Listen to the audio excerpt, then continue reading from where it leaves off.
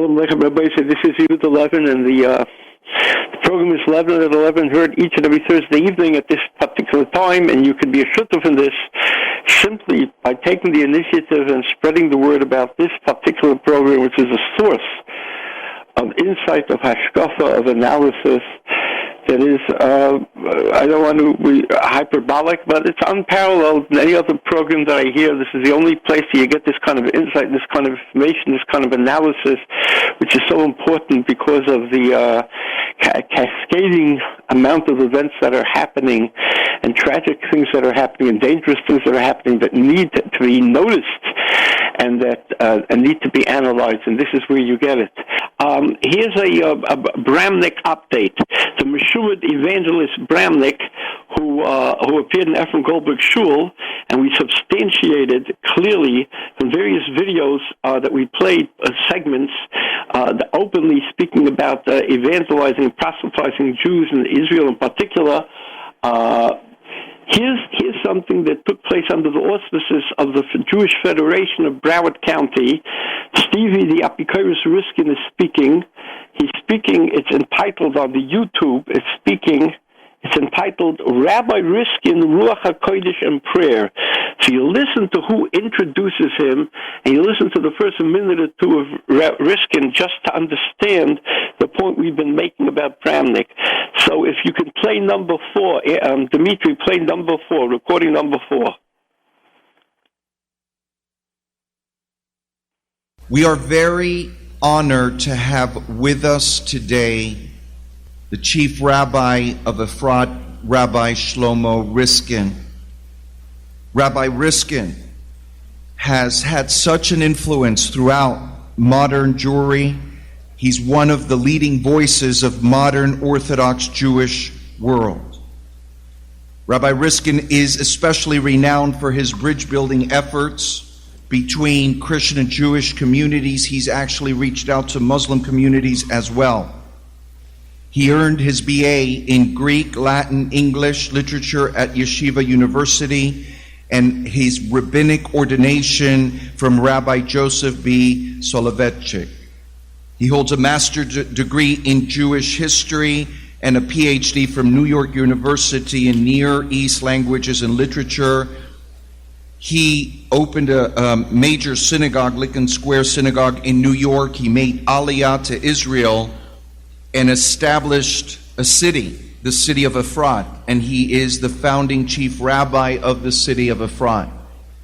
He speaks on the unity of Christian-Jewish relations, and jokingly, but not jokingly, I told the rabbi I saw him at Christians United for Israel, and when he spoke, the anointing of the Lord was upon him. Let us welcome Rabbi Shlomo Riskin.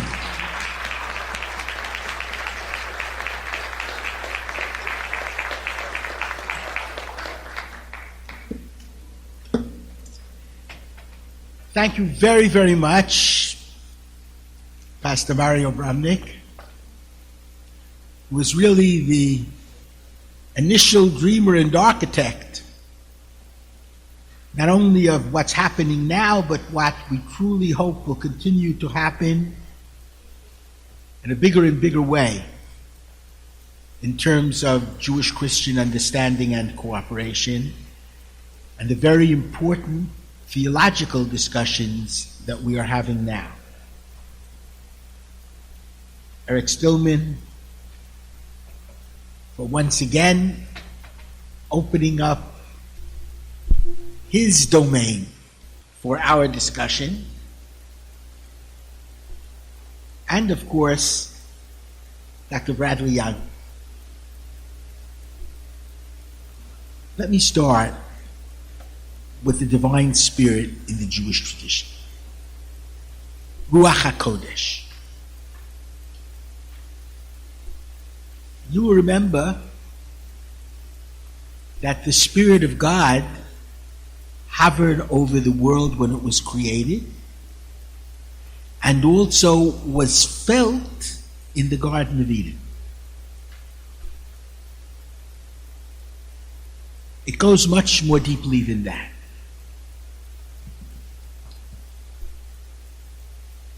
Let me begin with the first 2 chapters of Genesis.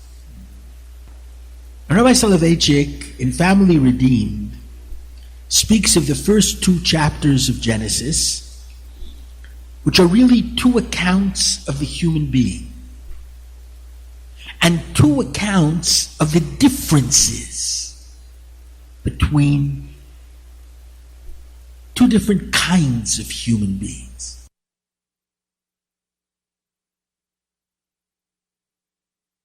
If you listen carefully, you hear Bramnick introducing him, you hear Bramnick praising him for the Christian-Jewish quote-unquote dialogue.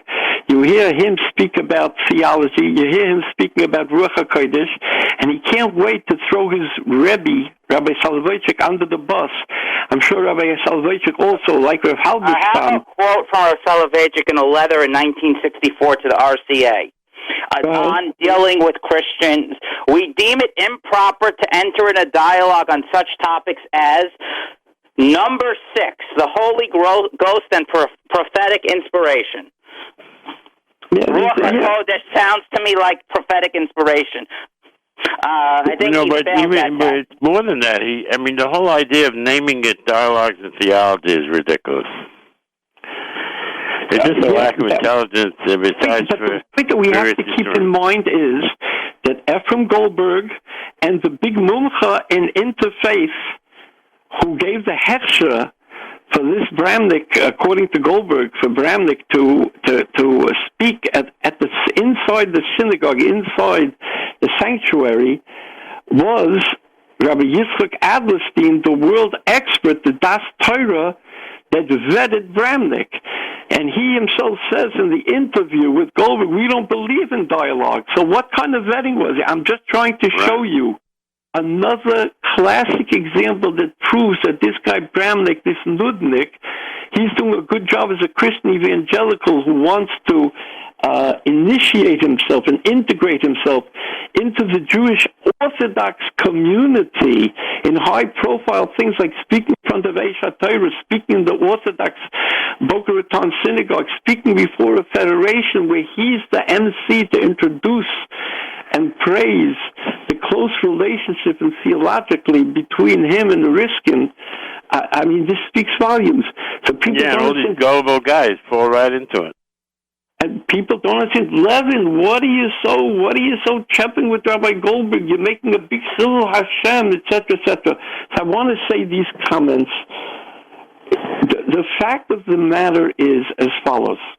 Lule de Mistafina, if the leadership of Klal Yisrael and even the second and third shlabim of leadership, Choshev Anoshim, such as the Rabbi Benders and the Rabbi Weinbergers and Eli Mansour now, who's going down there to be on to appear there and be on his podcast, if they wouldn't be given cover, if they wouldn't fraternize and appear, if they would talk out, it wouldn't be necessary for the Hamoin Am people, the lowbrows like Yehuda Levin, to go and to make a machah. The reason that a machah is being made by us is because, respectfully, look how we've gone downhill in 5 years. 5 years ago when they had Kelly, which was not an evangelical Christian and certainly not a Meshumid, not on the level of this guy Bramnick, who's a clear, evident, and constant danger. Rav Shmuel Kamenetsky wrote a letter. The chief rabbi of Israel, Rabbi Yitzchak Yosef, called him up and warned him, Goldberg. And now, 5 years later, it's Yeridus Hadoros that they weren't able to get any of these people even to speak out. There were efforts made, and they were blocked by Shamoshim, etc., etc. So, in other words, the leadership does nothing. The second or third grade of leadership, level of leadership, actually is Panya Bra friendly in the very shadows of the event. Nobody says anything. And then you wonder, listen, I want to condemn. It's inappropriate to call Efrem Goldberg Hitler's rabbis or other extreme things. We're not the Rebbeinu Shalom. And there's a Mishnah somewhere. I remember the Mishnah says, I think it was Chizkiah HaMelech that did 2 or 3 things, and the Chazal were masking to 1 or 2 things, and they were not masking to another thing. Masking to 3. And they disagreed with three on each side. It's in okay, Rashi fine. that's brought in brachas. So I want to make it very clear. It's a psachim in the Clavin page. In brachas and in psachim. Okay, so I want to make it clear, Rabbi Say. I'm speaking for myself. I want to make it clear. I do not hate him. I do not say he's the worst person that ever existed. I do not wish to acknowledge that he built up a tremendous Orthodox community, that there are many shiurim, there are many, many, many positive things that he's involved in, weekly, monthly, daily, whatever it is, and nobody's trying to take it away from him. Au contraire, we're saying to someone who much was given, much responsibility, much covered, much status, much more is accepted, and therefore when he does this and he buckles down and he's not capable and he ignored, he was begged in advance. So then you have Hamoin Am people, who are a lot of them well-meaning people who are influenced, and they could be there to various levels ignoramai, and their way of protesting to threaten to call up his 9-year-old daughter and leave threatening messages or disgusting messages is obviously ridiculous. If somebody made a death threat, it's inappropriate, and it just falls into the hands of Efrem Goldberg. They could use it. I was threatened in my time by Mishkevei Zocha, and I realized, I calculated by the Mishkevei Zocha, who are much worse than anybody who called up Yidden, who would call up Goldberg and make stupid comments. I made a cheshbon then that it's not life-threatening. And Rabbi Goldberg is smart enough to know that the death threat really wasn't a death threat, as I sit there, but to call the FBI and you can make a tumult, you can play the victim, etc., etc. So people have to understand, again, to Chazarova, the reason this happened the way it is because the people who are supposed to be Einei Ha'eda, and they were informed, many of them, which Rav Yankel Bender and Rabbi Weinberg were used and quoted in the Nachi innocent Tamimistic interview that he had with Rabbi Goldberg.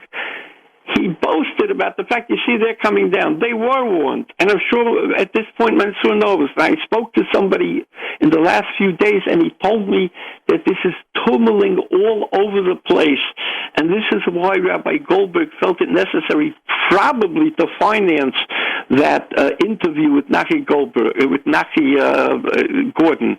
The point of the matter is, if this person knows, and he said he was getting many, many tens of calls complaining, etc., people have been complaining. So therefore, again, the continuing silence of the organizations. Today we live in a time nobody wants to step on anybody's toes.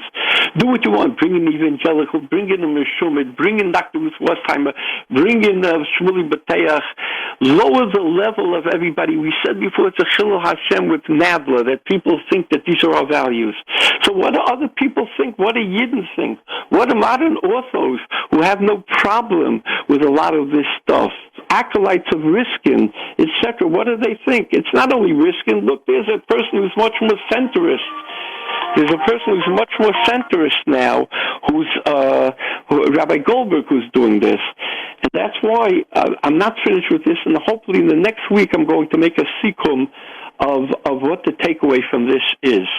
Now, if we can go to the next one, tape number 5. This was Rabbi Yaron Reuven brought this to the attention of the Tzibur, and this has to do with Andrew Clavin. So let's listen to 2 minutes of Andrew Clavin, and then we'll tell you why this affects us. And actually, and remember, Andrew Clavin is the Jew who converted to Christianity. All right, okay, we're going to hear, and why this has to do now with Efrem Goldberg.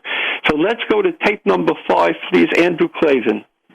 And I could see the city, and it was all clear, and I realized it was that prayer, it was those 3 words, 3-word prayer, and it was kind of an intellectual experiment for me, but for God it was the lifeline that he needed. It was the connection he was looking for. What I had been looking for in my life as a writer, as an artist, I had been looking to be directly connected to life. You can't be directly connected to life until you're connected to God, because God is the source of life. Not just the source of life from the beginning, from creation, but the source of life right now, right this minute.